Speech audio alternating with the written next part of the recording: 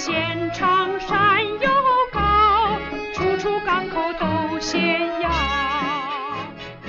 Welcome back to another episode of Straight Talk with Xiangyu. Today, we got a very special guest with us who grew up in a family that was quite active in the liberal opposition movement against the KMT during the days of martial law, as well as in the Taiwan Separatist movement in the US. So needless to say, our guest has seen a lot of history with his eyes. So he's here to give us the inside scoop of what these circles look like, but also talk a bit about his political transformation over the years, because believe it or not, he is no longer a supporter of the movement that he grew up in. So without further ado, I'd like to welcome the star of this episode, Mr. Roger. Roger, thank you very much for taking time out of your busy day to come on my show and talk to my audience. Sure, no problem. Buenos días. So, why don't we start off with you just telling us a bit about yourself, like where you grew up, what kind of household you were raised in, and I guess when you were born, what you've seen, and how all of this molded your worldviews. Sure. Well, probably one of the defining things is he was a Japanese soldier. But not only was he a soldier, my Taiwanese grandfather was an officer in the Japanese army. Okay, so he wasn't a conscript, he enlisted. Probably, yeah. He loved Japanese people his whole life. I mean, he didn't die till the early 90s. And I know the people from China, they'd like go insane when I say that. They like the people from China, when you talk about Taiwanese people loving Japan, they go insane. But whatever. So you're gonna get some hate on your show for that. But anyways, yeah, he had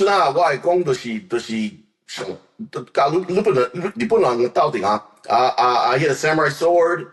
And then it ended up making his life because he learned all these languages. He was a translator, and he learned Indonesian, Malaysian, and he learned English to interrogate, British people, because he was part of the invasion of Malaysia and Singapore and all that with the Japanese. And so because he was the only guy in Taiwan who spoke English, Henry Luce came in and made him the Time Life representative in Taiwan, and we had a great family business for the 50 years, from 1950 to probably 2000. Time Life Books, our family business, Taiwan English, and it was great, because everybody needed to learn English, and he was very active in all this American stuff, because I don't know if you know who Henry Luce is. I do not. Henry Luce is you got to Google him. He's a super famous American guy. Time Life Books was a big deal in the USA in the 50s. Life magazine, it was super famous. Reader's Digest. And so Henry Luce kind of hooked my grandfather up. And so my grandfather had all kinds of businesses that he got into, selling World Book Encyclopedia. And because he was involved with Americans doing business, including later on in stuff that wasn't so great, because he got involved with my lame American grandfather, but basically he was a big guy in the Rotary Club. Rotary Club is like this club that used to be a big deal a long time ago. And it was very American. And so my Taiwanese grandfather joined the Rotary Club, and then my American grandfather was a soldier. He was a lieutenant colonel, U.S. Army. He was an advisor to Chiang Kai-shek, wasn't he? Yeah, so he had been in World War II, Battle of the Bulge, the whole bit. And there's funny stories there. And then he was in the Korean War and involved with some not so pleasant stuff in the Korean War. The Americans weren't doing such good things in Korea. My paternal grandfather was in Korea when the war happened, and he was not pro or anti-communist. He was just a Chinese migrant worker who missed his home, but because of the war couldn't really go back to Shandong. So he wasn't really, I wouldn't say he was this, I never met him, but from what I hear from my dad, he wasn't really a communist sympathizer or anything. But when my dad was still young, he told my dad, he was like, hey, listen, when the Korean People's Army and the Chinese People's volunteers came to Seoul, they didn't really bother us civilians. It was the Americans that did. Yeah, I mean, it's interesting. You have this Korean background as well. My grandfather was pretty heavily involved in the Korean War because he was a logistics major And yeah, and he was involved in the Jeju Island massacre, which was nasty, nasty business. And it's on the internet. You can read about it, but it's all true. He told me about it when I was a kid before there was the internet. But yeah, Dude, we gotta have you on the show in the future again. You're like a walking time capsule. Yeah, because there's a lot of stuff that people want to suppress to this day. I mean, now there's just golf courses on top of skulls, right? I mean, all those golf courses. Jeju Island is now like this golf resort, and you go and you like hike the volcano and play golf and get a massage. But all the golf courses are on top of volcanic tubes full of skulls.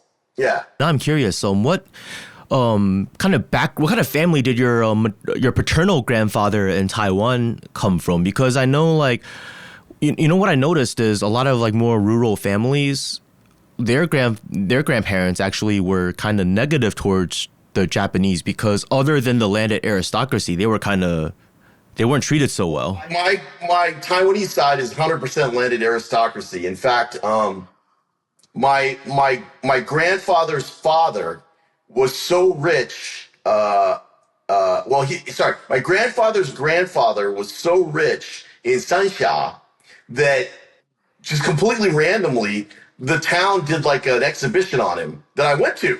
My uncle was like, "Hey, guess what? Our ancestor has a thing dedicated to him," and I'm like, "Okay." So my uncle, it was actually my dad's cousin. My dad's cousin, Enzong. Enzong is this guy. He's from there, and he took me there, and basically it was fun because basically it told our family history. Basically, my grandfather's grandfather was a rich merchant in Sanxia, and he made so much money that his son, my grandfather's father, just became a ne'er-do-well. That's a hard word in English, but I don't know if you know what I mean. Ne'er-do-well means you don't do anything useful with yourself. He became a useless guy who just smoked opium. And so my grandfather grew up giving opium to his father, and then he stupidly used up all the money that they had. But maybe that's why they got along with the Japanese, because they were definitely of that class, the landed aristocracy. Yeah. And okay, hold on. Rich person spending all of his money on opium, and you guys deny that you're Chinese. It was a very Chinese thing. I mean, I guess back then, China and Taiwan were... It was the Qing Dynasty. The whole opium thing, which is why Chinese people hate the British, right? It's true. Everybody was doped up on opium, and so... But my grandfather learned a lesson from it. My grandfather was born in 1896. So his father was doing this in the late 1800s, before Japan was there. And then I guess when my grandfather was a kid, the Japanese showed up and took over. So they were definitely a landed aristocracy. Right. So that really explains the sympathies. I've explained this on my show. The Japanese kind of, especially in the earlier years, they were kind of hands off with dealing with day-to-day Taiwan affairs. They kind of just co-opted the landed aristocracy and ruled Taiwan through their kind of networks and influence. So they enjoyed a lot of privileges under Japanese rule. Whereas when Chiang Kai-shek came, he carried out land reform to the dismay of the landed aristocracy. Yeah, they never mentioned the land reform to me, but I know that my relatives all hated the KMT. Just hated them. I mean, from the start. Our family has been Taidu from the start. That's your father's side. Now your mother's side, well, your mother herself is a well-known figure in Taiwan's liberal opposition movement against the KMT. And because in fact, she's unusual. She's this white lady who speaks Chinese fluently. And the reason she speaks fluently is my grandfather, after the Korean War, I mean, he's kind of a rake, he was a handsome guy. He looked like all the American movie stars. And he divorced my white grandmother, who was very close to. She died a couple years ago, but he was married to a white woman. He divorced her, and he just partied in Asia. I mean, when he died, I got all his stuff, and I had this ammo case full of all the girls he was dating, pictures, all these young Asian girls, and in Korea, Japan, Taiwan, and in the end, he got this girlfriend. He was like 40, and he was 40. I think he was 43, and she was 19, and he married her. He took a long time for her to marry her, but he kind of hooked up with this lady who was basically my mother's age, a little bit older than my mother, Orchid. And she was the wiser than, but he was partying. And so he basically, he got assigned to be an advisor to Chiang Kai-shek as part of MAAG, the Military Advisory Assistance Group. Mm-hmm. And then they spent U.S. money to like he built the port of Geelong. The U.S. government built stuff so they could go invade China, right? And so he basically moved to Taiwan, and then he retired in Taiwan when he left MAG. He left MAG in like 65, but he stuck around because he made friends with all those corrupt KMT generals. And then he was trying to work deals to get money. He's kind of a shady dude, my American grandfather. And he tried to work deals with the KMT generals he knew to scam money off of whoever he could. And he spent like a decade doing that. So then while he was doing that, he brought my mom from the U.S. to Taiwan, and she was a young girl. So she grew up in Taiwan as like one of the only young white girls in Taiwan. And her stepmother was this girl who was her age. Yeah, essentially, yes. Which causes problems. So my mother kind of ran amok because, So she was like kind of rebellious, and she was just like, okay, well, my dad's like in bed with all of these corrupt KMT officials. She's seen a lot of corruption up close, so that's probably what contributed a lot to her sympathies towards the opposition movement against the KMT. Correct. Yeah. Correct. Because she saw how corrupt these guys were. They were doing all kinds of weaselly stuff. Plus, she had married my dad earlier. She eventually married my dad, and actually in 68 68, so 67, and learned about stuff from my hate KMT Taidu relatives. It's pretty interesting because I really couldn't believe who you were when you hit me up, because it's like your mother, she's somebody that like I'll go to like watch documentaries on TV or go to exhibitions about Taiwan's struggle for liberal democracy. And she was in a unique position because things were bad enough back then. The 70s were still kind of bad. Yeah. In other words, you could get killed. You could really get killed. Yeah. But they couldn't just kill white people. Yeah. It's harder to kill white people because it's noticeable. It's like if a white person ends up dead, everybody's like, what the hell happened? Whereas if an Asian person ends up dead, at times nobody cares. So the U.S. government and the Taiwan government were having all kinds of issues, right? Because don't forget, this is right when the PRC convinced the U.S. government to recognize them instead of the KMT. Yeah. In the late 70s. And that switchover happened in 79. So the 70s was kind of turbulent. So the KMT couldn't just go kill Americans because they were trying to keep the Americans from recognizing the PRC. Mm-hmm. And when they, so there was like mayhem going on with that. And so my mom was able to do lots of stuff because she got radicalized by being at Stanford in the 70s. When everybody in the U.S. college campuses was all like, like anti-Vietnam War, we hate the government, she got radicalized. And U.S. academia is very commie, to this day, but it's all started back in the 60s. And so she got radicalized, and she even hung out with these radicals in the New York. There's this place called the New School for Social Research in New York City, which is all basically lefties. Mm-hmm. And she got money from them to come to Taiwan and study, worker girls.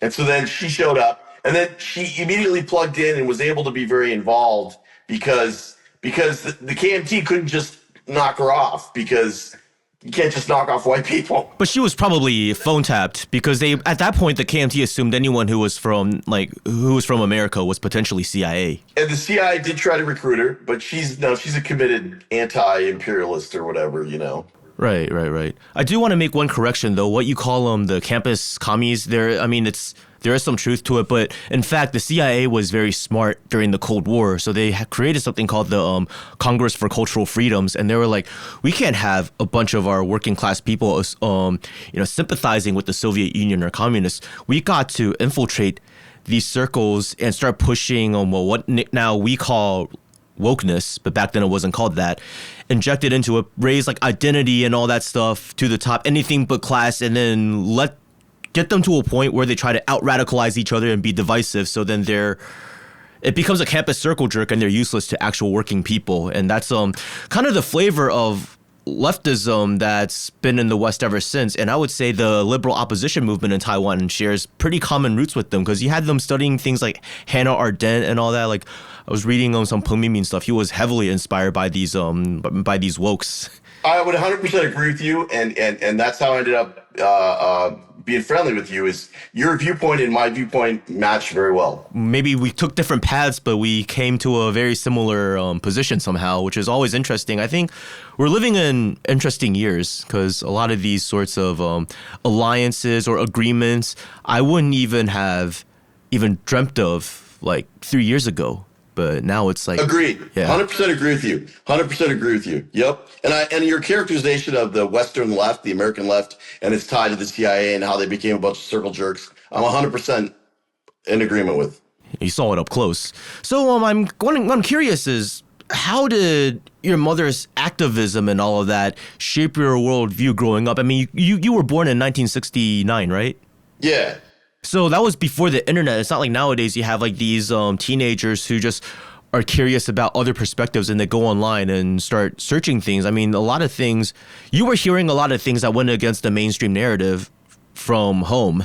So that must have been a very interesting experience. Yeah. Correct. Yeah. And I'm lucky to have, because in the end, the stuff that she was telling me ends up being super useful today, because it provides a lot of context about mainland China. Because if you were in a university and you were studying Chinese stuff in the US, you basically had to study China. Even though she wanted to be involved in Taiwan politics, she was studying China. So she did her thesis on agrarian reform in China. She actually met Edgar Snow. Oh. I don't know if you know who he is. Yeah, I do know. He's pretty famous. Yeah, she actually met Edgar Snow and ended up hanging out with people kind of related to Edgar Snow. And so as a kid, I knew these people, and I knew what they would talk about China all the time. They would talk about Mao Zedong and I knew about the Gang of Four and the Cultural Revolution pretty early on as a kid. They were talking about it. And she had me that was going on when you were a kid. Yeah, that's right. Yeah. It kind of was going on right when I was a kid, and people were hearing about it and trying to talk about it in the US, even the academics, the China, I guess they call them sinologists. Yeah. There were Sovietologists and there were sinologists. Yeah, I learned a lot about Chinese history as a kid that almost nobody else would have. Like Chinese communist history, not Taiwan history, because my mom was hanging out with these sinologists. Because if you do any Chinese stuff, you got to plug into that, because that was the big story. But ironically, years later, when she went to China, the Chinese government doesn't like her. Well, yeah. Because she's a Taiwan independence person. Right. Which is funny, because you know what Jiang Jingguo in his diary wrote? What do you write? He was basically saying that the Taiwan separatists in the 80s were a conspiracy between both the American imperialists and the communists. And you notice after 1979 in his diary, he starts referring to America as the US imperialists. Like, he started sounding like a communist, because he was just like kind of like screw you, Washington. Yeah, the whole 80s, early 90s KMT morph transformation is just so complicated. It makes my head hurt. I mean, I was brought up to hate the KMT, and then when Li Zhenhui turns out to be like the KMT guy who all the Taiwanese people love, it was just like, huh? But obviously, it took a while everything to kind of morph. Right. And yeah, it morphed a lot. The 80s and early 90s was just it was confusing. It was very confusing. Yeah, I mean, we have the benefit of hindsight now, but I bet like if I was alive during like the 80s and saw all of that unfold, it would have been very confusing. And that's also why a lot of people who were alive during that time, who were active in these circles, are now in recent years kind of almost recalibrating their views, because they're starting to realize that while they were right about certain things, there were other things that maybe they didn't get a full picture of back then. You know, it's... Yeah, I would agree with that. Absolutely. You know, in the 80s and 90s, all I could think was, I hate the KMT and Jiang Jingguo was an evil scum. I don't know how much is true and how much is false. But later on, I've read some of his writings, and he says some okay stuff. I don't know how evil was the guy. I really don't know. I mean, it's hard to judge historical figures that way, but I mean, yeah, he carried out a lot of political repression, that's for sure. But at the same time, his I feel like economic policy was probably the best of all past and current Taiwan leaders. Yeah, exactly, and that's the weird dichotomy. You know, I ended up being in the semiconductor industry for my career back then, and the irony was, you know, everybody hates Donald Rumsfeld, right? Yeah. I don't know if you know who he is. He was like, you know, Iraq War, American neocon, yeah. total evil guy, right? But, you know, when he was CEO of General Instrument, even though they abused factory girls, they brought all kinds of great technology to Taiwan. And when in the 90s, when I was doing business with the laptop computer companies in Taiwan, every single manager I met had learned electronics working as some kind of factory guy at General Instrument in the 70s. Right. So everything's kind of mixed, right? Those economic policies and the fact that the Americans were building exploitative factories. It's bad to exploit people, but the good part was, man, they gave those people great knowledge and it built great industry in Taiwan.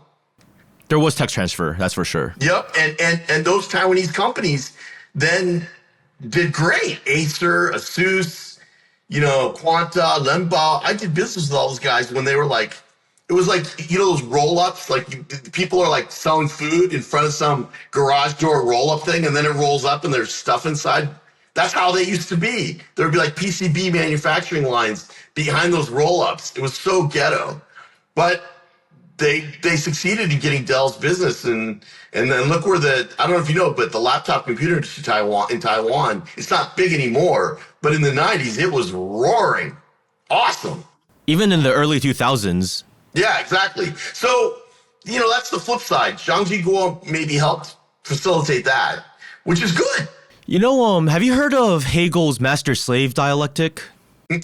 Well, I guess TLDR, it's basically you have a slave master, right? And he gets a slave, and he starts teaching the slave how to do all these things, and then like the slave master's son ends up like not, you know, knowing these things as well, but then the next generation of slaves, they're like experts about this. And soon, eventually, you got the people who were once slaves, the masters at the, you know, at the craft that they were, or the work that they were, you know, told to do, while the masters were kind of like in a position where they need help from the former slaves. Correct. Well, you just explained China USA right there. Boom. I think even on both sides, I think the KMT, when they were carrying out their economic policies, kind of understood this dynamic, and so did the communists. Yeah, I think so too. And it was a genius move. And as you've mentioned, you and I are completely in alignment now. I'm the exact opposite of Taidu now. For a good portion of your life, you definitely personally identified as an advocate. Oh, not just personally identified. I hung out with all the Taiwanese groups. I married a separatist family girl, you know. I even went to when Jiang Zemin came to the U.S. in 98, I think. I went to D.C. and me and some Taiwan guys, Taiwanese Americans I knew, protested him. I went to Drexel University and yelled, Taiwan, Dongyong. Oh, I forgot what I yelled. Taiwan independence or something. I yelled, you know, he was off in the distance, you know. You know, we were just kind of rabid, you know. Was he like, you guys, too simple, sometimes naive, I'm angry? I mean, he was off, you know, the U.S. had pretty good security, so they wouldn't let you anywhere near the guy. But yeah, we were yelling stuff, and, you know, and when his motorcade went by, we were there with various weirdos, you know, trying to throw stuff and cause trouble, and then we went to this big protest with the Uyghurs. There was a big protest on the steps of the Capitol, and back then I didn't even know what Uyghurs were. I was like, why are we with these people? And the other time was this Taiwanese lady, Rola, Taiwanese American. She doesn't even speak Chinese, but you know, she tried to explain to me this whole Uyghur thing. It took me years to finally understand what these Uyghurs are. But we were at the steps of the Capitol screaming about how awful Jiang Zemin was. So you guys were hipsters. You guys were talking about Uyghurs and all that stuff before it got popular in 2018. Yeah. Oh yeah, exactly. Yeah. Well, I mean, I was on the steps with these guys, and I'm like, who are these people? And then there was a bunch of Dalai Lama Tibet people too. I kind of knew about them. So it was basically the Taiwanese Americans, the Uyghurs, and the Tibetans screaming about how awful being in China was. This was in '98. Yeah. This was in 98, so I was 5. So what was your earliest exposure to these sorts of politics? I guess as early as you could remember, with your mother telling you all sorts of stuff. Oh, yeah. I mean, I told you, when I was like in 1978, I was in that riot thing. And then when they booted my mom's ass out of Taiwan, in the U.S., I would hang out with her and all her Taiwanese WUFI buddies. So she was WUFI first, and then was she later involved in FAPA? She didn't like to publicly identify with WUFI because the WUFI people were kind of terrorists. They're kind of controversial. She tried to publicly be more FAPA, but most of her buddies were really the WUFI people. I saw a picture of your mother. It was like a protest.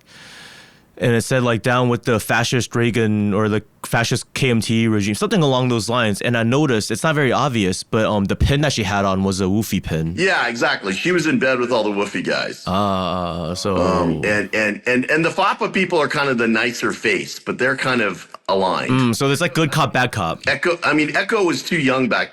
Echo was too young back then. Echo Lin was the big lady in the late 90s or early, I don't know. And then this Dutch guy. But the WUFI people were pretty rabid. That would be like my friend Kathy's father. For those who don't know, WUFI is the World United Formosan's for Independence. Yeah. World United Formosans for Independence, right? Yeah. And they actually had a military wing. Yeah, that was the military wing part. The faction that the guy who tried to assassinate Xiangyu came from. Yeah, and then there was also an attempt to bomb a China Airlines flight. Dude, that's fucked. I'm sorry to say. That's fucked. Yeah, that was pretty fucked up. That one, luckily they bailed on that idea. But they were, the WUFI dudes were hardcore. Yeah, it seems like it, yeah. So, because I know this woman, she is the granddaughter of a KMT general whose family relocated to America before she was born, and because of her connections to the Zhang family, they received a lot of harassment from these WUFI types. Oh no, there was some discussions of targeting children of KMT generals. Yeah, that was discussed. But then the problem is the retribution. So, but it was not beyond them to discuss it. They were definitely, because don't forget, a lot of the WUFI people have families that were victims of 228 and the White Terror. So the WUFI people in America were people whose families had been victims of 228 and the White Terror. So they were like, you motherfuckers, we want to kill you. Now, for those who don't know what 228 is, I have an episode on that that I released earlier this year, actually on February 28th. So you can go look at that. It's kind of a turning point in Taiwan's history, whose effects are still felt to this day. A very bad tragedy that's been utilized by political opportunists to advance their agendas, which is quite unfortunate for the people actually, involved in the tragedy. So what was the general atmosphere like among these groups that you grew up around? I'm needless to say, there was a very strong sense of an ideological mission if you're talking about targeting the children of KMT generals and stuff like that. Yeah, they were pretty, the thing is, they weren't economically ideological. It was anti-KMT is really what unified it. And my mom was always a lefty, and they didn't like that because they were really, she called them petty bourgeois. The WUFI people, they're not lefties. They're more like ethnic. It's like Taiwan Holo. They're more about the Holo. And that caused a little bit of conflict because Hakka people weren't so excited to hang out with them. They're like, you guys are kind of ethno, It's all about, and they really hated mainlanders. This is interesting because it's a very sort of narrow Han chauvinism. It's like these people are Han. It's like when they speak of like Taiwanese, their main subject isn't even like all of the people on Taiwan or like all of like the people whose families were already in Taiwan before 1945 or 49, but the majority people, the Hokkien speaking population of Taiwan, which leaves out the Hakka people. Yes. It's very Hokkien centric. And even in our Taiwanese American groups, there was almost nobody Hakka. The Hakka people we had, there was in the U.S., because once you come to a new country, the differences don't matter as much. There was a lot of mixed Holo Hakka marriages in the U.S. So the people in our Taiwanese American groups who were Hakka were almost all just part Hakka. They were a mixture of Holo Hakka. There was almost nobody who was full Hakka. So they were assimilated. Yeah, that's right. And certainly there was no Aborigines. Are you kidding? The Aborigines are like, fuck you people. See, this is why I really dislike it when people talk about this movement as if it's some sort of like indigenous like uprising against the KMT or anything like that, which it's far from the case. You're absolutely right. You're totally right. When they're trying to like say, oh, we're different because we're all with the Aborigines, that's just bullshit.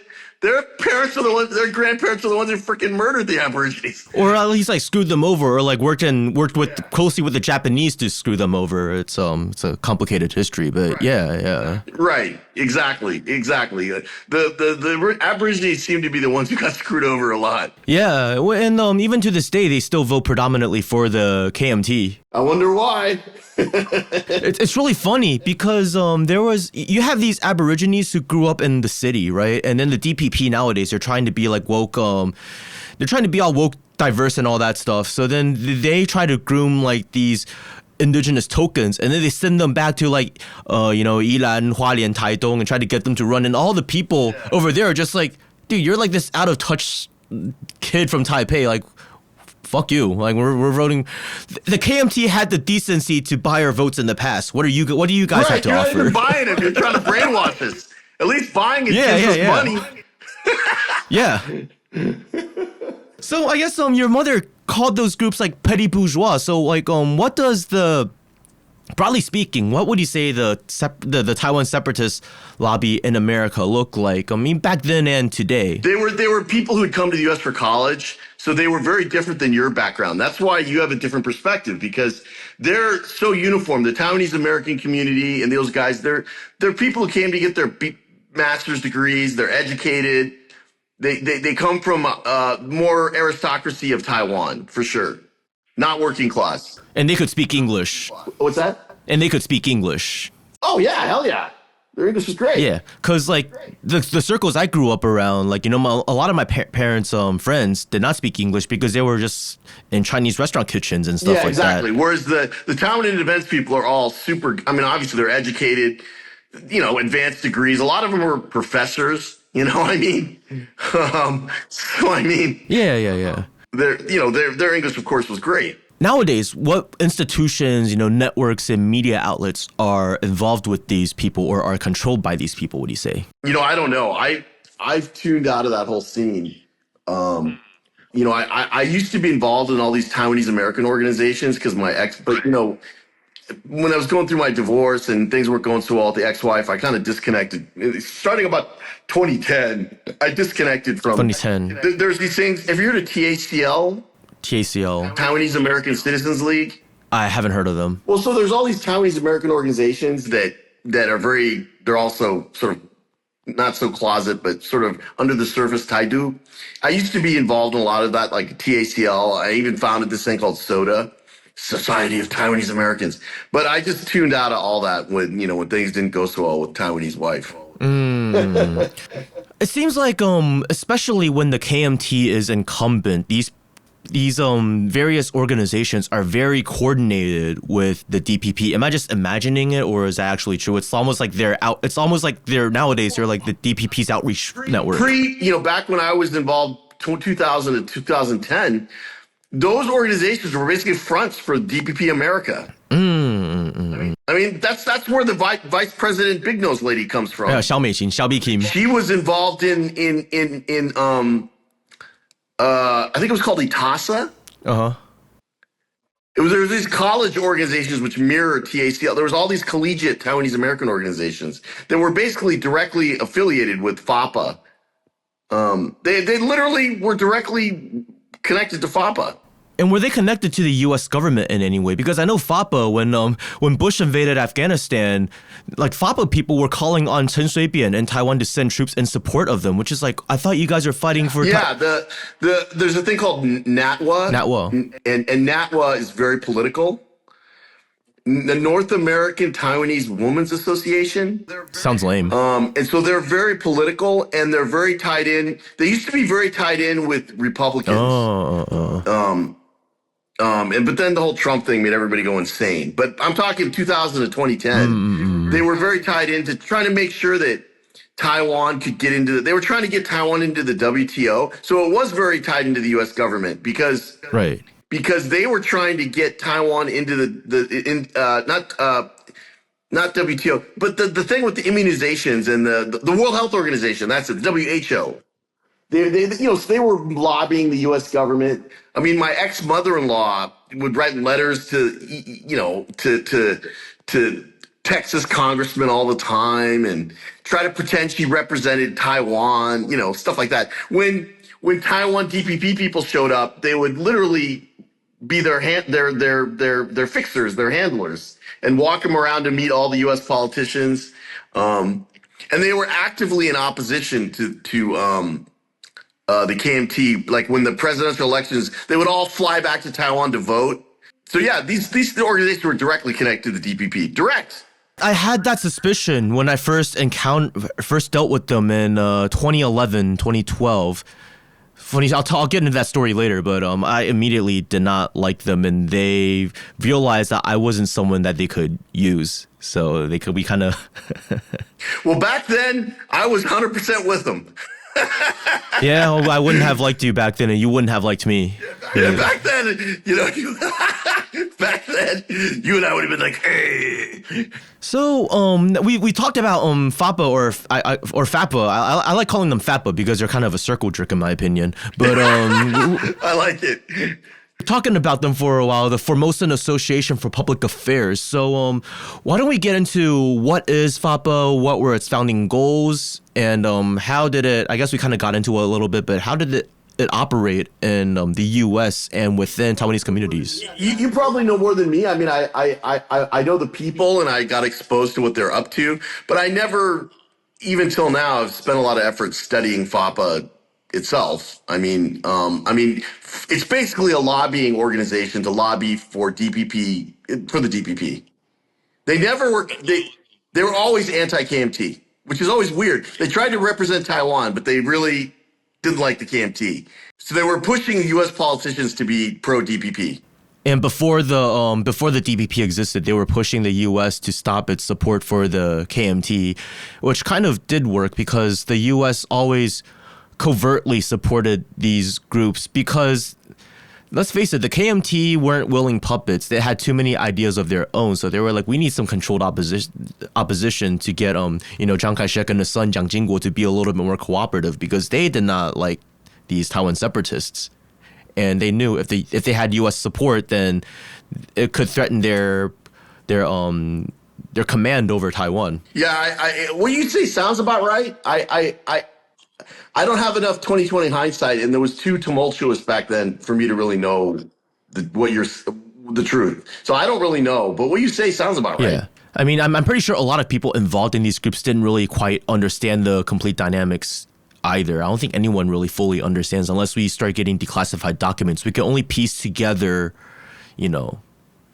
certain things that we've seen and kind of... The whole process of the KMT morphing into the pro-China people... First, they're like, no, we need to topple the communists and we hate the CCP, to essentially now, them and the CCP are kind of one and the same. I wouldn't say that. I would say that they are in a situationship, and the KMT is just... Okay, situationship, that's better. The U.S. is like a rich man who has many mistresses, right? Now, the DPP is like a very loyal mistress who thinks that she's the wife, but she's not. Japan is the mistress that knows she's the mistress. Now, the KMT is like this. They're like, okay, yeah, we're kind of a mistress. We've fallen out of favor, and this other DPP mistress has better ties with America. So you know what? Sometimes we'll call up the CPC for a 5-minute doggy if we want some benefits from them. We're not going to commit to the CPC. We're not going to commit to Beijing, but we'll do funny things with them and for our own benefit. I would push the KMT a little closer to China than that, because the KMT people would say stuff, I think even now, like, just like Ma Lingzhou going to China all the time, 我们都是华人. Uh-huh. 所以他们觉得他们真的是中国人.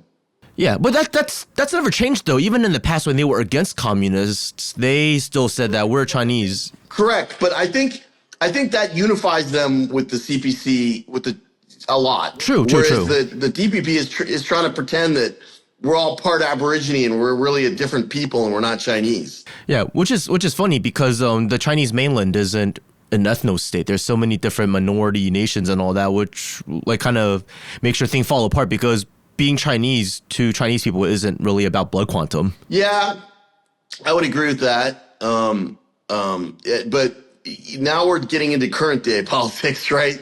And you know, how much of the CPC is really communist? That's a big question, right? There's different factions, that's for sure. Yeah, I mean, it's, you know, everybody in the U.S. is like, well, they're communists because it's the Chinese Communist Party. The U.S. people are so out to lunch. Yeah. Well, I think to get back to what we were talking about, the morphing, I think I'm trying to kind of summarize this. What you're basically saying is what is broadly referred to as the Taiwan lobby today is kind of like this composite, like Frankenstein monster entity made up of once distinct and even antagonistic political currents that have been converged over time for strategic reasons. So like on one side you had like this Taiwan separatist lobby, groups like FAPA and WUFI, which used to openly call for the overthrow of the so-called ROC government in Taipei. And on the other, you had like, you know, the Taipei administration's official overseas presence, like their embassies before 1979 and the successor offices of those embassies and affiliated organizations, which at the time also acted as, you know, surveillance and influence networks for the KMT. Right. Oh, no, your knowledge is pretty good. So then, like, after the end of martial law and Taiwan's democratization, it seems like that antagonism between, you know, those official Taipei channels and these, like, WUFI, FAPA, like, groups kind of faded. So, like, FAPA, for example, they no longer, to my knowledge, call for the overthrow of the so-called ROC. And as the DPP gained more power in Taiwan, their influence was also increasingly felt through Taiwan's quasi-diplomatic networks. So yeah, exactly. The whole anti-ROC thing had to go away because the DPP took power. If the DPP runs the ROC, they can't be anti-ROC anymore.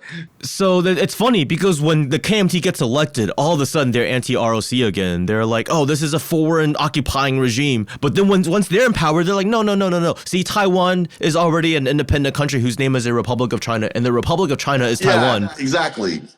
Yeah, I agree with you.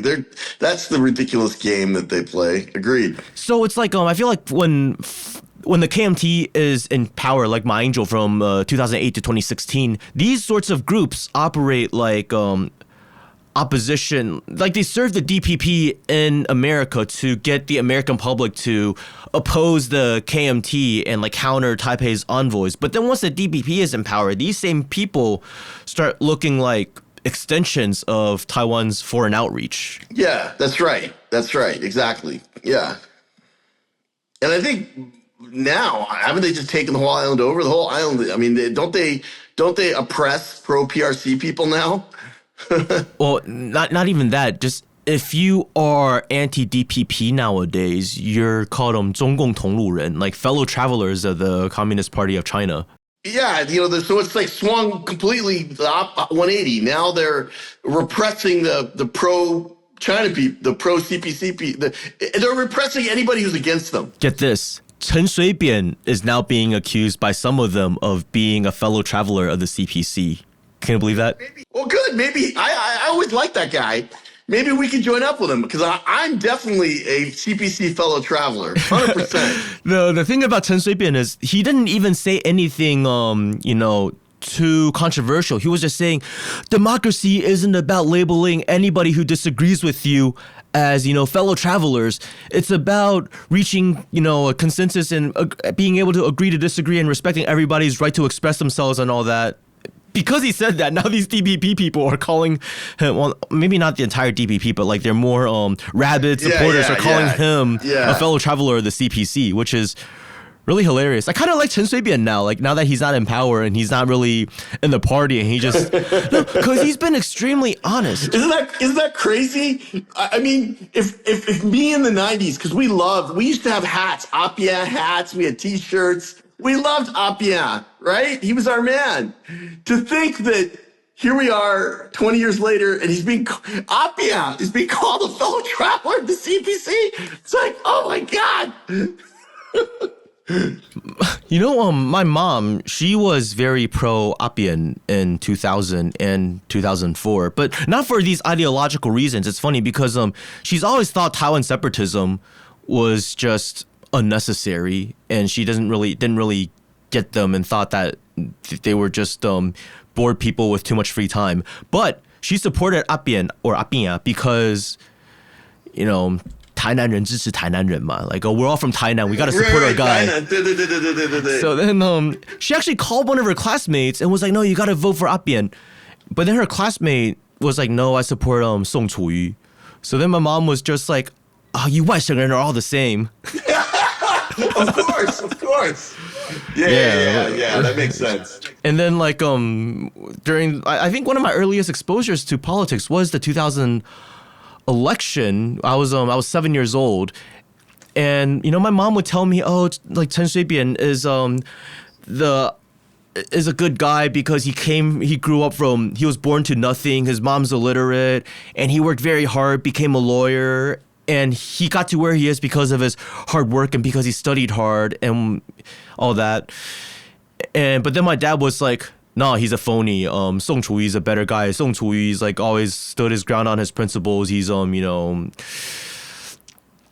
KMT went bad, he stood up against it. And as the governor of Taiwan, he did a lot of good things and personally went down to all of these different villages and these like counties and stuff and really tried to understand the people. And then like my mom was just like, whoa, what does your dad know? He grew up in Korea. He didn't grow up in Taiwan. Yeah, that makes it a little complicated, doesn't it? Yeah, no, but my dad attended university in Taiwan, and the school that he attended in Seoul was a school for overseas Chinese. So he did not receive a Korean education. Like it was like almost like an enclave. Yeah, it was like a very kind of.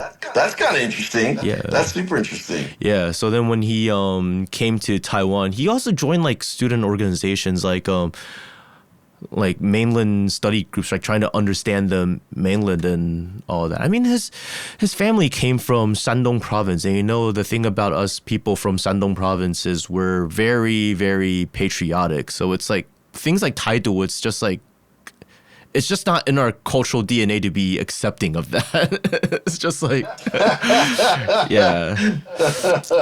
That's why my dad adopted a dog and named it Li Denghui when I was 2 because he was upset. Does that mean he was kicking the dog? He wasn't kicking the dog. He was just saying Li Denghui himself was a dog, so might as well get a dog and name him Li Denghui. I bet he was kicking the dog. We had the dog for one day because I was scared of the dog. So then my mom was like, hey, I don't think it's going to work out. You should just give it back to the people you adopted it from. Because it was like some local community dude whose like dog had some babies, and I guess like once the babies got big enough to be like puppies and kind of be easier to deal with, they were just putting them out for adoption. But yeah, there was a little shit stain on the carpet, and then like when I was a little bit older, I asked like, why is there that stain? And my mom was like, oh, it's because of Li Denghui. Got it. Yeah. So I guess we got into a little bit, but so the type of immigrants that were drawn to like FAPA and WUFI activism were basically, white collar, went to America to study, pursue professional careers, and were mostly like Hoklo, benshengren, so not even Hakka, or obviously not like Aboriginal, and definitely not like waishengren, Mainlander. Mainlander in those groups back then would have been like Donald Trump trying to join the Black Panthers. Yeah, that's right. In general, yes. Although there's one or two guys who were like mainlanders who converted to be like holos. There's one or two of them. That's like my stepmother's father was a KMT soldier, but he was from Xiamen, so he fit in a lot better because he spoke Fukienese. So he could easily pass himself as a local. You know how people like him were targeted by thugs in Taiwan during the 228 incident who were trying to just like attack any mainlander? Oh, I didn't know that. Were they really? Okay. Yeah, they were. So there were people like him, but then sometimes when when the spidey senses went off, like among these thugs, they would start speaking Japanese to them because these people from Xiamen, they can speak Hokkien, but they can't speak Japanese because they were never colonized. That's right. That's how you would tell. So they might ask, Itoirang, and they might be like, oh, what Taiwan-rang? But then they feel like, oh, your accent's a little bit different. Anta toko no hito ka? And then they're just like, oh, wait, what is this guy saying? And if you don't understand, it's like, oh, you're not really one of us. Oh, right. That's right. Yeah, because anybody who was native Taiwanese in 228 would speak Japanese. At least in the cities. My grandmother, the day she died, never spoke a lick of Mandarin. Oh. She only spoke Taiwanese and Japanese. My grandmother, she was born in 1932. So so for the first 13 years of her life, she lived under Japanese occupation. Now her Japanese has degraded a lot, and she speaks Mandarin. She sounds kind of like Appian when she speaks, because she learned Mandarin only after she was 13. But wow, she's still alive now? That's amazing. Yeah, she turns 93 in August. Whoa, that's crazy. You also heard stories from her about, the U.S. bombings during World War II and how her education for a while, for like a year or two, was kind of severed because they were busy dodging bombs from planes. Right. Yeah. Yeah, the U.S. bombed Taiwan a lot back then. I know. Isn't that kind of funny? Yeah. So we got into why waishengren were kind of absent from these movements and communities. But why do you think working class immigrants from Taiwan were also absent from these movements for the most part? I don't know. You're the first guy I met who brought that issue up, and I never thought about it, to tell you the truth. So I never thought about it. I don't. You had an explanation for it. I forgot when we were talking, and it sounded right to me. That's how myopic. The word in English, myopic. We were, I guess I'll say we. The fact that we only represented a fraction of the Taiwan class, the classes that were in Taiwan, nobody even paid attention to that. Because it's like, okay, I've dealt with different supporters of Taiwan separatism, and I felt like the working class ones, or the ones, for lack of a better term, like you can call them Taiwan rednecks, it was kind of more of a gut feeling for them, and they were like, oh, these people might represent my interests a little bit more. I'll throw my support behind them. It wasn't like, oh, we're going to be on the front lines and we're going to like go topple the KMT or whatever. They were never really like that. They were just like, well, we're Taiwanese. We're going to support the Taiwanese people. It was just very simple like that. Oh, really? Everybody I know that's Taiwanese is just so hardcore in that professional, aristocrat, I don't even have any exposure to working class Taiwanese people. Because, you grew up on the West Coast, right? Yeah. Yeah, most of the immigrants from Taiwan, not all, but most, a good fraction of them are like the ones that came on the H-1B visas. Yeah, exactly. That's right. Yeah. Like, I didn't know anybody who was illegal. I didn't know anybody. Oh, I know a bunch still. Oh, really? Yeah, see, that's... Growing up, I didn't know anybody illegal. And that's sort of a class distinguishing feature right there, right? Yeah. Well, actually, no, the ones I know that were illegal ended up getting status through amnesty or marriage. You know the island Dacheng? No, what's that? It's a little island off of Zhejiang that the KMT managed to hold until 1955. Oh, okay. No, I don't know anything about it, but it sounds like a good story. So, the difference between Dacheng and the rest of the mainland is every last resident of Dacheng was forced to come to Taiwan when the KMT retreated. Oh, really? Whoa. Yeah, every last one. And then, so needless to say, they're from the same island, they speak the same dialect, and then like all the good land and everything had already been taken in Taiwan. The other like waishengren communities were already kind of established. So they had their own communities. Like the difference between like a military village of like soldiers is they have people from all these different provinces. So then their cultures kind of all melded together. Oh, I see what you're saying. They're a lot more unified because of the history of how they showed up in Taiwan. Now the Dachengren, they're just like in their villages, they were all from like the same island, so their culture still like kind of stayed. But Dacheng was also very poor. Like they hardly had any electricity there when they came to Taiwan. So coming to Taiwan was like, wow, this place is so advanced. So a lot of them ended up becoming sailors because Dacheng is in Zhejiang, and the Zhang family kind of likes people from Zhejiang. So Jiang Jingguo was like, okay, you know what? I'll let you guys. You guys might not really be qualified, but you guys can go be sailors and make some money that way. So soon enough, a lot of them started jumping ship in New York. Oh, really? So there's a community in New York now? Yeah. Well, not in New York, but the thing is, in New York, they'll go work at Chinese restaurants, save enough money, they'll send money back. And oh, got it. And so that's how you intersected with these people. And then they start going to like, it's hard to set up shop in New York. You save money there, and then you look for like different suburbs on the East Coast that don't have Chinese restaurants yet, and you start opening them up there. So in my area, for some reason, a lot of the earlier Chinese restaurants that were owned by people from Taiwan were actually these Dachengren.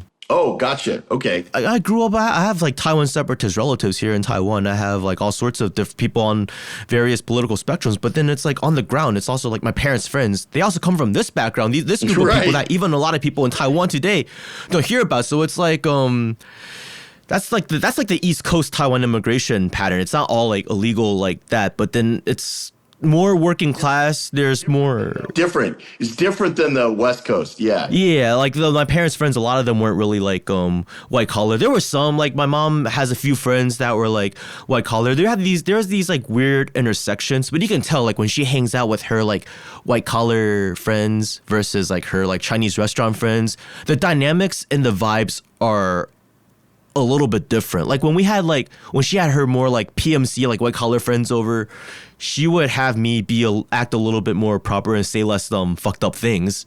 Whereas like with her restaurant friends, it was like, just be respectful to your elders. But anything else was just like, you could just say whatever. There was a different level of down to earthness and less pretension, but also the working class community was also more diverse. You had benshengren, you had like these various waishengren, and like these waishengren, some of them came from KMT families. A lot of them arrived because like, oh, so-and-so sister married this son of a KMT general and immigrated to America, and then she applied for her mother, who then applied for her children, and then they all got green cards. Yeah, those people would not be friends with my Taiwanese American family members. No. They thought your family members were retards. I'm just gonna say it. I'm just gonna be straight up. Well, they're kind of. They have their reasons. Yeah, that's right. Yeah. I'm kind of curious now because at what point did you start seeing the contradictions or problems in this ideology or tactics? Because now you call yourself a fellow traveler. Oh, the fellow traveler, the CPC. Well, the transformation was this. So I actually got sent to China by my company in 1992. So in 1992, I'm a young guy, I'm an engineer, and they need somebody to go to China. So I went twice. I went to Shenzhen twice through Hong Kong.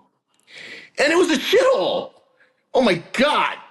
It was like so bad. Yeah, the mainland was kind of a shithole back then. It was total shithole. It was so bad that the hotel I was in, you'd have a key, right? You'd go take the elevator to your floor, and there'd be this lady sitting there, and she'd say, "Give me the key." And you'd be like, "What?" She would take your key, walk you to the door, and let you in, and you couldn't have the key. And when you wanted to leave, you would get the key from her again. So you weren't allowed to have the key yourself. And the reason was they had such a big prostitution problem.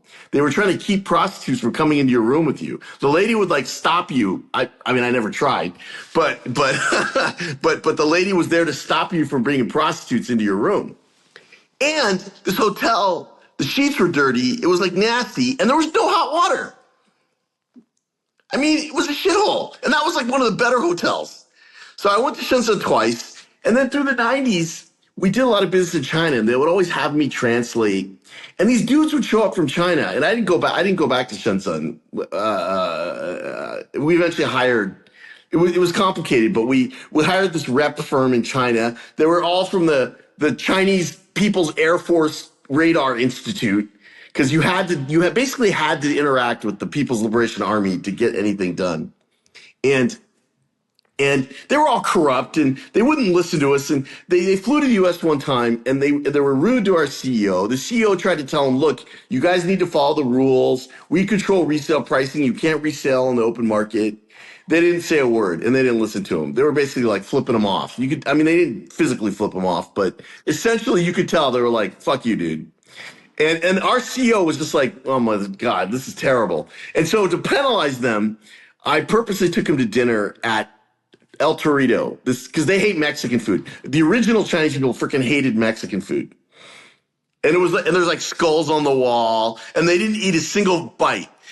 And they had begged me. They said, "Can you take us to eat Chinese food?" I'm like, yeah, sure. I'll take care of it. I'll take you to eat some good food. And I purposely didn't take him to eat Chinese food. I took him to eat Mexican food with like skulls on the wall, and they starved to death. So they went to their hotel room starving. So that's the state of relations with mainland China in the 90s. It was just a shithole, you know? And then it's all kinds of crazy shit happened. Like some guy showed up and wanted to partner with me and wanted me to import stereos. And it turned out what he wanted to do is he wanted to import stereos from China. We would assemble them in the US and then send them back to China so they could be labeled made in the USA and they could double the price. Just crazy stuff like that. And I just gave up on China. I stopped even paying attention. So starting about 2000, I went to some protests. You know, we were all mad at Jiang Zemin, whatever. You know, because that was when China put aircraft carriers, and Bill Clinton had to go like get mad at them, and you know, so we're all anti-China. And I just stopped paying any attention to China whatsoever. So fast forward 17 years. Okay, so 17 years, I just do my thing in the U.S. I hang out in town with my relatives. China doesn't exist. Okay. I had a pretty successful career, and I had a biotech company. I changed careers and made a lot of money, and so I was trying to make another company. I'm a serial entrepreneur, and I had sold my previous company to Roche. I don't know if you heard of Roche. It's a big Swiss pharmaceutical company. Roche is pretty well known worldwide. Anyway, so the Roche guys, the biz dev people, I knew them pretty well, and I was going to all these VC fundraising conferences, and I bumped into some guys I knew from the acquisition team. And I said, hey, I got this new company, and I want to do blah, blah, blah, blah, blah, which I do self-sorting now, not what I used to do. And the guy said, oh, you need to go to China. I was like, huh? China? I'm in biotech. What are you talking about? He's like, oh, no. We're shutting down all the drug development operations in the U.S., and we've all sent it to WuXi in China. I'm like, who the hell's WuXi? And he's like, don't worry, I'll hook you up. So Roche guy hooks me up with WuXi and some good stuff in the U.S. to connect to China. So as part of the process of me trying to raise money and get connections for my new company, I was told to go to China. And I'm like, okay, sure. And so I flew off to China with one of my business guys, because I had a team of people, you know. And we just started hanging out in China and meeting people. And I was just like, and we even went to Shenzhen. And I was like, holy shit, this is a completely different place than 1992. This was 2018. In 2018 already, it was damned impressive. Everything was new, clean, modern, and everybody you talked to was smart as hell. Yeah. I mean, all these guys in China were not backward. They all had PhDs from U.S. universities. They were kicking ass. And so I started working with those guys. I just met I met some Chinese VCs, and they were good guys. I mean, these Chinese VCs were great. They were way better than the American guys.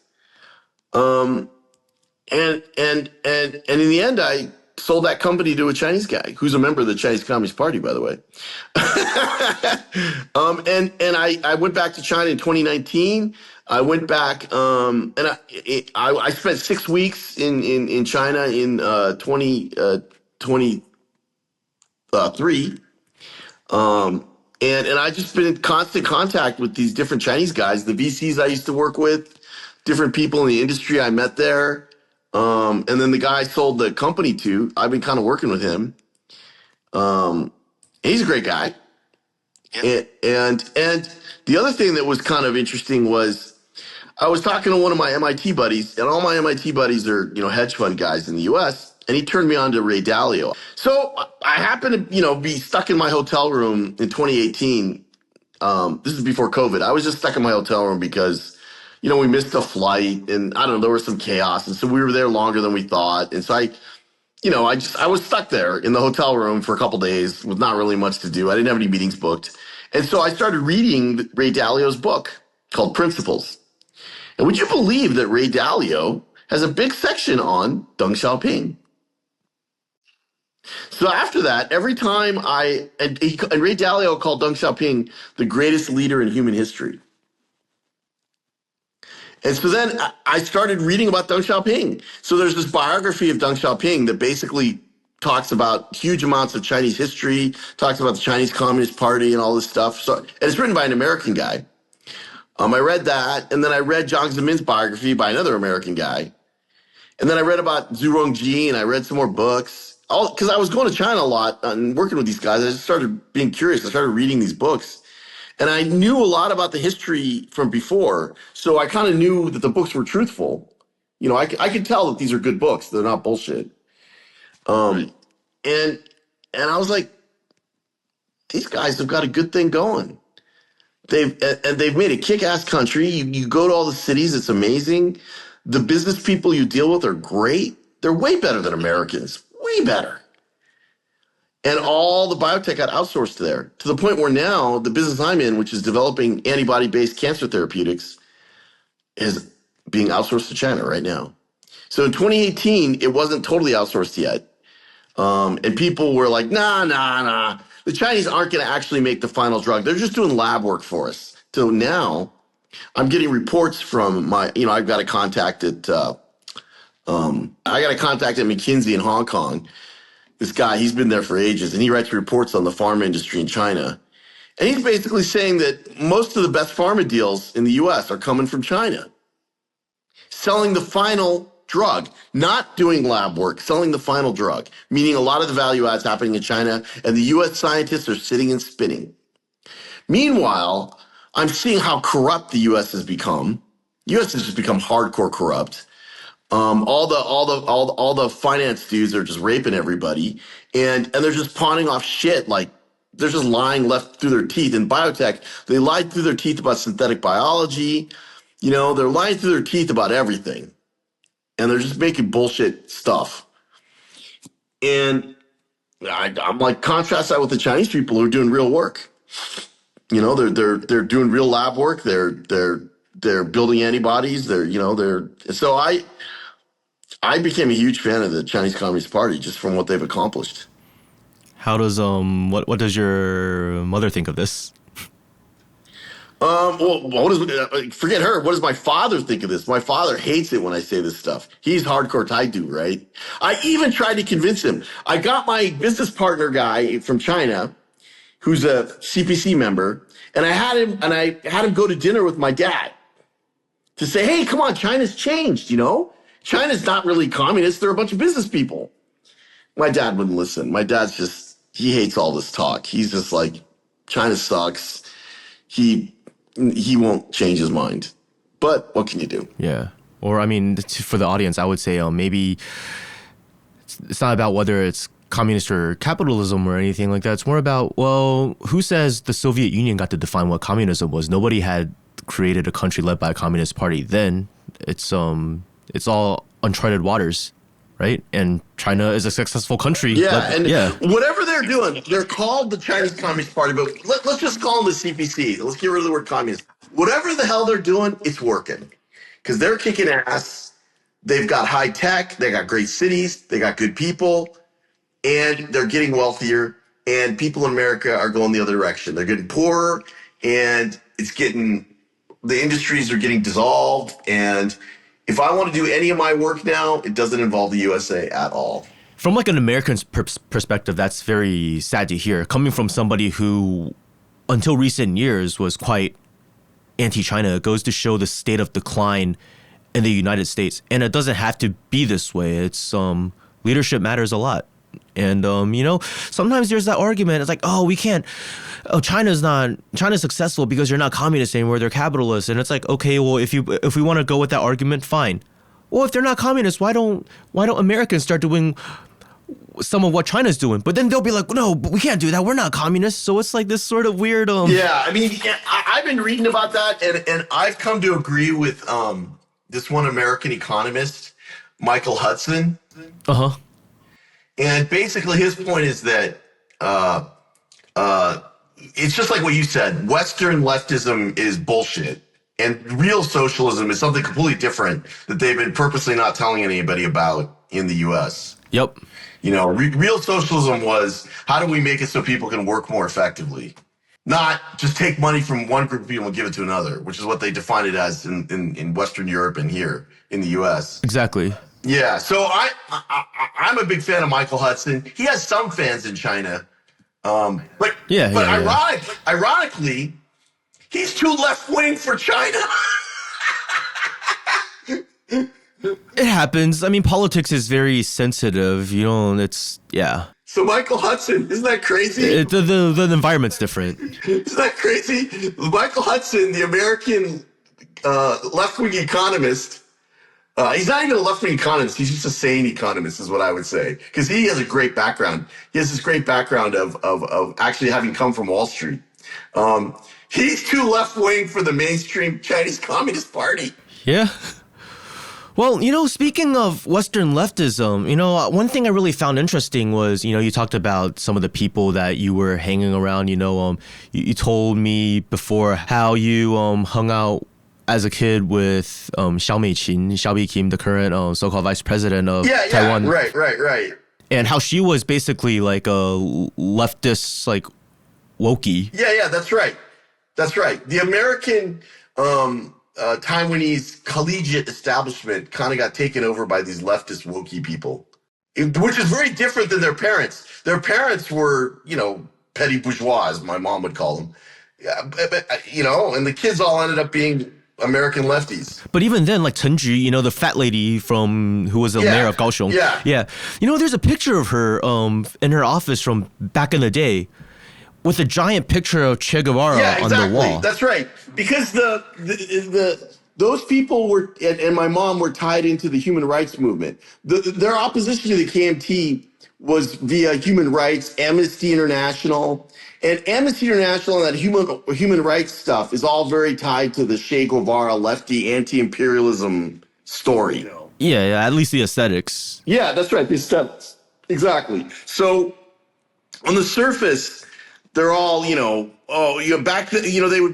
were against the interventions in Central America, and they're against torture and things like that. And that's the connection, that before these DPP people took power, people like Annette Lu and Chen Ju, they were affiliated with Amnesty International and these human rights organizations around the world. And those organizations had a long history of kind of being attached to left-wing causes.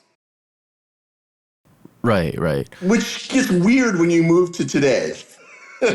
Yes, because I was about to ask, because it's like, how do these people reconcile the views with the fact that, today they are objectively agents of U.S. hegemony in Taiwan? Correct. Do they do mental gymnastics, or have their views changed over time? I don't know. I mean, I haven't talked to them. I have no idea. But that's what you described is exactly what has happened. I think what we also saw was during the Obama years, the U.S. establishment traded in Bush's evangelicals for the woketards and started using the woketards as the ideological foot soldiers of U.S. hegemony. Exactly. But yet the foreign policy was remarkably similar. Obama dropped more bombs on Iraq than anybody else. Exactly. Obama got more brown people killed than probably without anybody. Yeah, and he deported more people than Donald Trump, but everyone's only talking about Donald Trump. Exactly. So, I mean, the U.S. has become a fucked up place too. U.S. politics is just fucked up. Up is down and left is right. It's just nuts. Yeah. So I can't do business in my own damn country anymore. I won't even do business with people in this country anymore. It's just too nuts. You know, like if you say you voted for Donald Trump, which I did, they won't do business with you or something. They're crazy. You know what I mean? Yeah. So the Chinese Communist Party dudes don't give a shit about ideology. The Chinese Communist Party guys are like, look, are you going to build a factory? Do we have some cool business we can do? How can we both make money? That's my language. I'm down with the Chinese Communist Party. Speak my language, buddy. I mean, exactly, because I think in Chinese culture, ideology isn't something to circle jerk about. It's something that's meant to be a guideline for leadership, and then we judge it by how successful leadership is. Is it improving the lives of the people? Or is it not? Because if it's not, then we got to try something new. There you go. Unlike the U.S. where the rednecks are like, they're communists. We hate communists. Of course we hate the Chinese Communist Party. Right? The thing is, they hate the straw man of Chinese people, Chinese communists. But if you actually sat them down and really let them talk to one another, I feel like they'll be in agreement about a lot of things more than they disagree, especially about things. Trying to get Americans to talk sanely about China is impossible. The only people sane in America are Americans who've gone to China.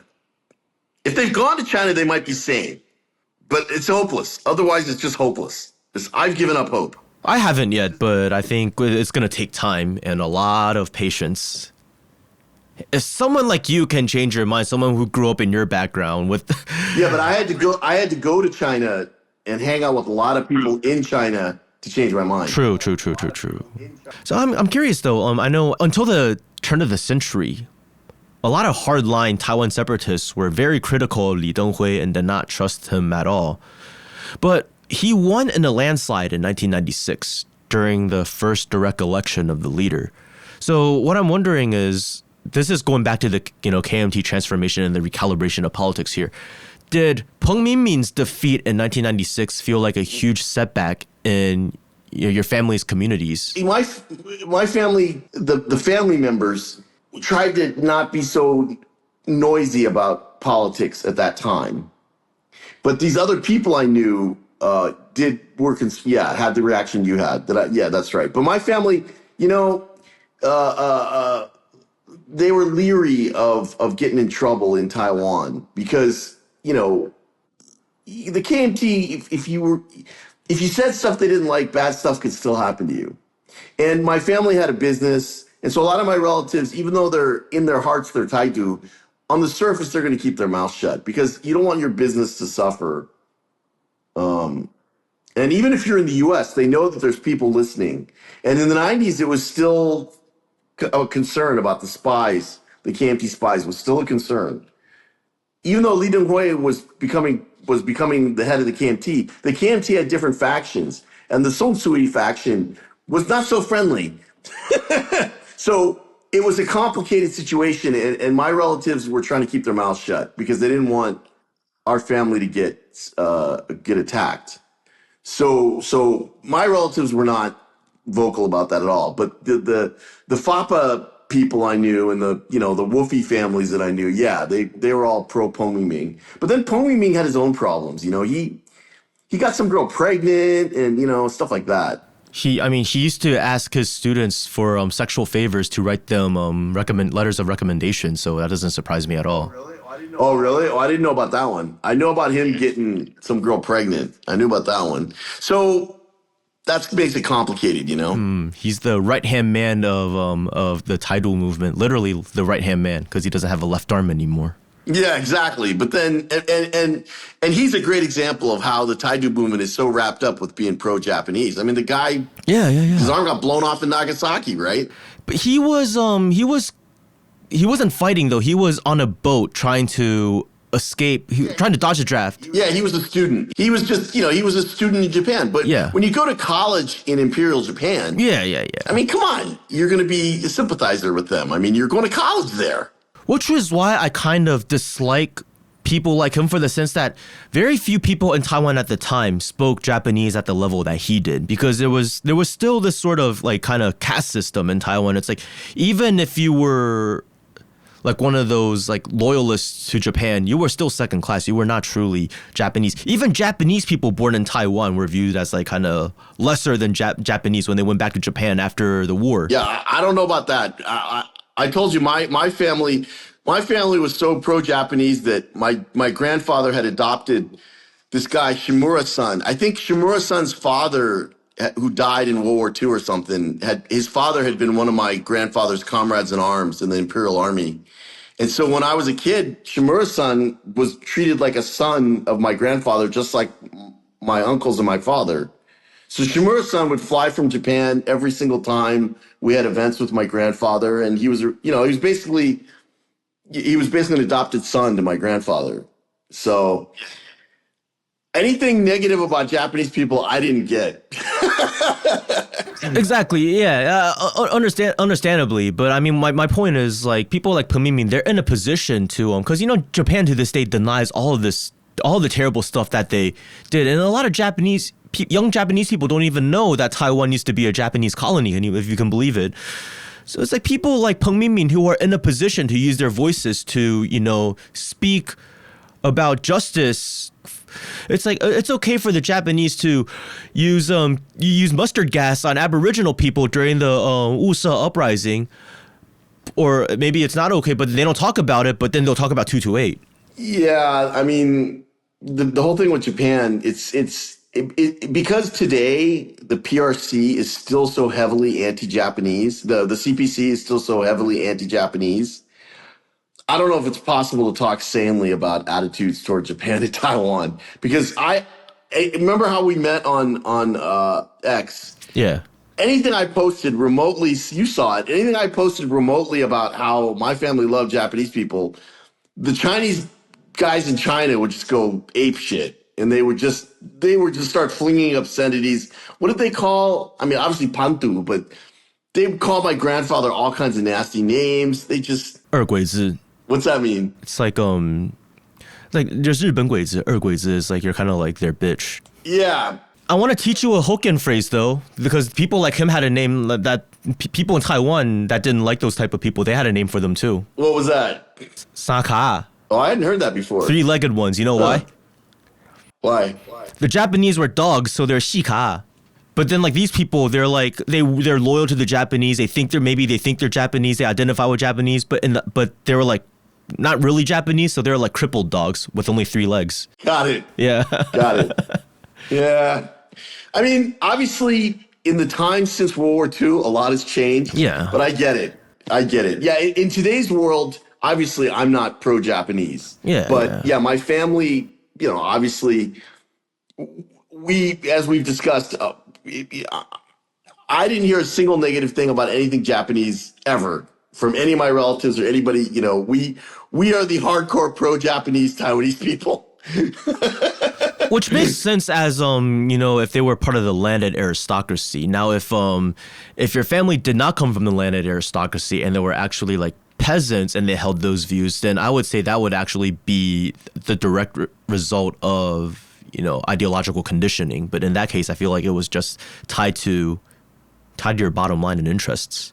Maybe, I don't know. I just it's so far in the past. I don't really know enough to put it in context. I just know how my upbringing was.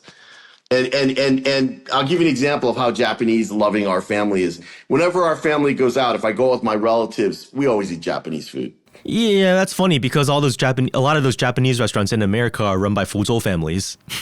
We go to hardcore Japanese restaurants, ones you've probably never even been to. Fair. I know good Japanese food. I tell you, I know good Japanese food. You got to go to the right places. These are Japanese places run by Japanese people. Oh, so desu ne. Yeah, exactly. So this day. I do want to wrap things up by talking about my exposure to FAPA, because I kind of alluded to it a little bit earlier, but I want to get into it a little bit more. If so we can kind of just talk about this and my feelings and how these organizations try to interface with ABCs whose families are from Taiwan. Would you like to kind of talk about that a little bit? My knowledge of FAPA is so old. That's the problem. I was interacting with FAPA in the 90s. 90s. This isn't too, I mean, mine was in the early 2010s, so not too far off. Maybe shine a light about some things that have changed. Yeah, but I mean, it's so long ago that I really have no context for FAPA today. I think that what you've alluded to is because it was such a classist setup where the people who were pro FAPA and WUFI they would look down on your parents. Exactly. It's classist. They would make assumptions and they would look down on you. They'd look down on you, for God's sakes. So they're setting themselves up to represent all of Taiwan. Yet in America, there's a whole constituency of people working in restaurants, people who really, they don't represent, who are not heard. And they're going to actively put you down because they don't want you trying to speak up for this place that they believe they 100% represent. Now, I'm a mixed race person. To me, it's very similar to the NAACP, right? Because I'm only half Taiwanese, right? The other half is this, remember the two grandfathers, one's Taiwanese, one's white guy, Sicilian. The NAACP always tried to represent all people, even if they had just a little bit of African-American blood in them. But the mixed race people were like, no, you can't do that. You don't represent us. Just because we're part black doesn't mean I can be part black, part Japanese, and the NAACP doesn't represent me. So I think, to me, FAPA and you is kind of like that. FAPA thinks it owns you, but you're like, wait a minute, you don't own me. Because my first contact was in 2011. There was this event in New York City called Passport to Taiwan. And back then, I was a bit of a hot topic in the underground hip-hop scene here in Taiwan at the time. So I guess the organizers, they would talk to these people in Taiwan who would just kind of advise them on current trends and what's going on. And they suggested, hey, you got to invite this dude to go perform because he's a bit of a hot topic. So then they did. And some of the organizers there were either FAPA or FAPA affiliated. So I was all excited, thinking to be like a super legit representation of local culture, of like the local culture or street culture or whatever of Taiwan being presented in New York to like all sorts of people. But then I arrived, and to me, I immediately thought, wait, this is more like a parody of Taiwan's local culture that these people were trying to sell to Westerners instead of an accurate reflection of what's real here in Taiwan. And what really surprised me was that a lot of the people, like the FAPA people, were a bunch of like second generation diasporas who were very out of touch in Taiwan. Like if they came here, they'd basically be like, just like the vice president. To be fair, she's tried to assimilate in here over the course of a lot of time, but I bet she was like that at some point. I mean, they don't have legit social circles here, like for example, the way I do. So why do you think this became a thing? Do you think it was just like opportunism, or is it by design, or what's the deal? Like why are they? You know, when Sun Sui-bian took power and became president, so many people who had been part of these Taiwan independence organizations moved back to Taiwan that it was just like ridiculous. I remember in the early 2000s, it was just like every guy that used to be some dude that we hung out with would move back, and my mom would talk about him running for some political office. And I'd be like, but he's an American citizen. And she'd be like, hey, don't worry about that. So it was so bad that I think a good chunk of these DPP politicians, when they first got elected, were American citizens. Yeah. I mean, it was ridiculous. They tried to change the subject, though, by talking about how certain KMT politicians ended up getting like green cards or citizenship. Yeah, but it's just when a whole class of people moves from the United States and becomes the political class in another country, it's kind of weird. Is that place even a country? It's just weird. Exactly. That's a very valid point. And it's like these people, they talk about how they struggled so hard for Taiwan. But I mean, yeah, sure. If you're working in exile and they couldn't return to Taiwan for a long time, like until the 90s. Sure, I'm not gonna downplay that. But then they're not on the same level as people here on the ground in Taiwan who actively oppose the KMT. Exactly. And they come from a different world. I mean, It's stolen valor. if you spend 20 years in America, you're kind of a hybrid, you know? Yeah, definitely. You know, and the idea that all these people who spent 20 years in America or 30 years, or 40 years are okay to run a foreign country, it just reminds me of what happened in Korea, which the Koreans were, after the Korean War, they had this ridiculous guy, Syngman Rhee, be president of Korea. What was ridiculous about him is that he had moved from Korea to Hawaii when he was 19. When they sent him back to be president straight from Hawaii, his Korean was so bad that people in Korea were like, I don't know if I can understand that guy. So he's giving speeches as the president of the country, and his Korean sucks because he had been in Hawaii for like 60 years or whatever, or 50 years, you know? So you're just detached from the reality of people on the ground in the country that you're supposed to be representing. And so I think the DPP really has too much of a connection to the USA. Definitely. To levels that the KMT couldn't really even imagine back in the days of Chiang Kai-shek and Jiang Jingguo, which is funny because I know, it's crazy, I know. You have these Western communists calling like Chiang Kai-shek or Jiang Jingguo like, well, realistically, they probably don't know Jiang Jingguo. They only know Chiang Kai-shek, and that's their understanding of Taiwan ends there. They call him like this like just U.S. puppet, which he did serve U.S. interests objectively, but for his own reasons. But compare him to the DPP today, it's day and night. Correct, and it's a different era. You can't compare Chiang Kai-shek to today's DPP because Chiang Kai-shek died in 1975. I mean, Yeah. 1975 was so long ago. So it's just, things have changed so much. I mean, once China comes into the equation, China has changed so much from 2000 that to talk about China in 1975 is insane. Yeah. I mean, yeah, China in 1975 was ridiculous. Gang of Four, Cultural Revolution. It was insanity. But that was 1975. Mm-hmm. People still talk about that stuff like to discredit like China today, which is like regardless of your views on the Cultural Revolution, it's like that's... I know. When I talk about China now, my crazy MIT friends want to talk about Chairman Mao. And I'm like, you guys are nuts. Why are you talking about Chairman? Like just the other day, I was talking to my MIT friend and he's like, oh, this guy at work, he came from China. He was oppressed by Chairman Mao. And I'm like, oh my God, how old is this guy? I mean, it's just completely irrelevant. Yeah, it's just like that. Some people will talk about Taiwan today and how it's fucked up, and they talk about Chiang Kai-shek, and it's like, dude, you realize that the DPP went through this whole de-Chiang Kai-shekization campaign in the 2000s. Like, all of his statues are in this, like, statue graveyard. Like, people here hate him more than mainlanders hate him. Yeah, and the 2000s... The beginning of the 2000s was 20 years ago. Yes. The world we live in right now, 2025, is so completely different even than 2010 that I don't even think you can talk about. I mean, it's just a completely different world. No one would have imagined in 2010 how powerful China would have become. No one would have imagined in 2010 how bad things would get in the USA. No one would have imagined in 2010 that the people talking about keeping things orderly and safe in the world are the freaking Chinese people, and the crazy ass people doing the crazy shit are the Americans in Washington. You know, I mean, who would have imagined in 2010? You know, it's like, ah!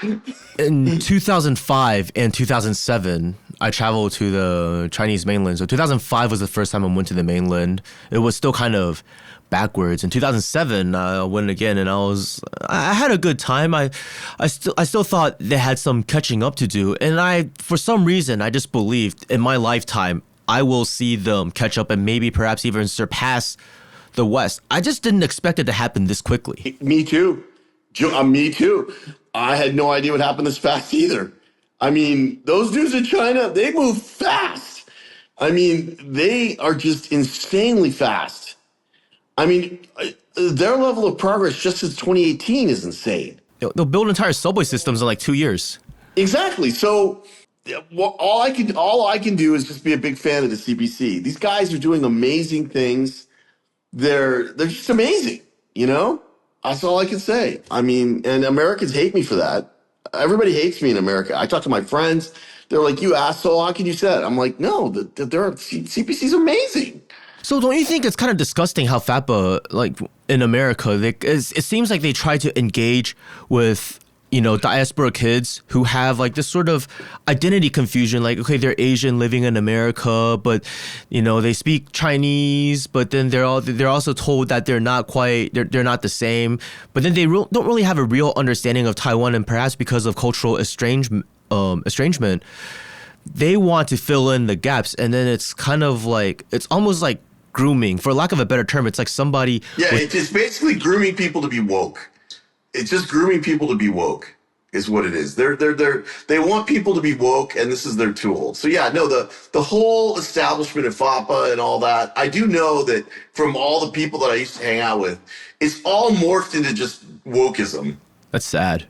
Right? That's why in Taiwan even they want all this gay stuff, you know? They want Taiwan to be woke.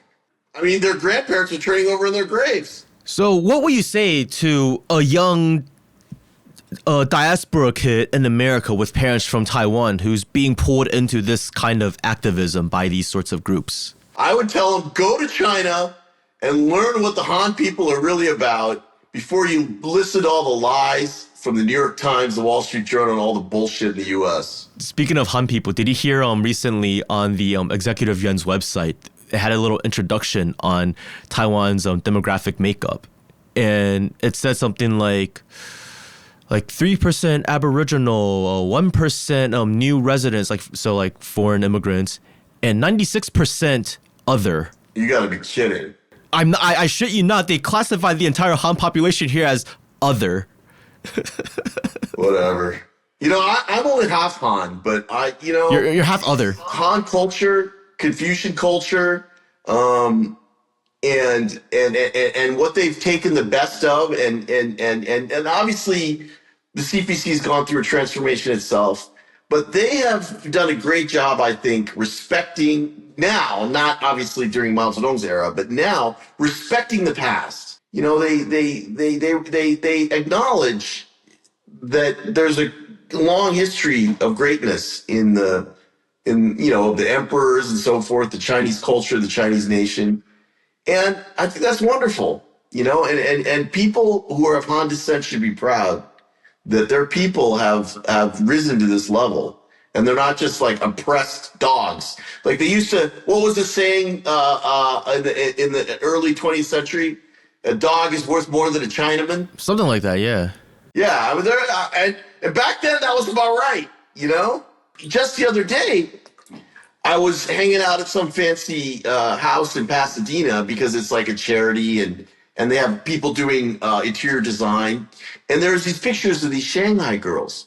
And they were classic old pictures. These things must have been, it was some old white lady who had them.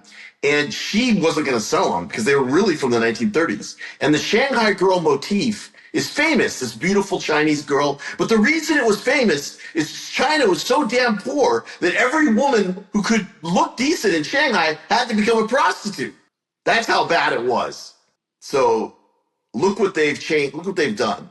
The CPC has done amazing things. They've taken it from a bunch of prostitutes and turned it into a nation of people doing advanced 21st century everything.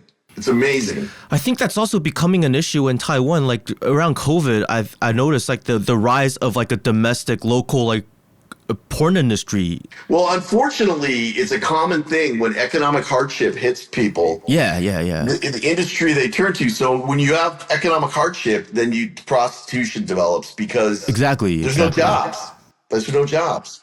No jobs mean you got to feed yourself. You got to come up with something. Right.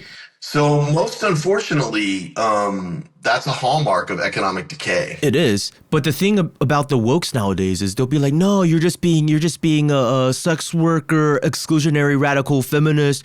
You're blah blah blah. It's like, no, it's the sign that these sorts of things exist is a sign of greater problems and economic societal decay. It's like, okay, look, Yeah. maybe you can't completely eradicate this trade, but the fact of the matter is there is a direct correlation between economic hardship and the proliferation of this sort of stuff. Yes.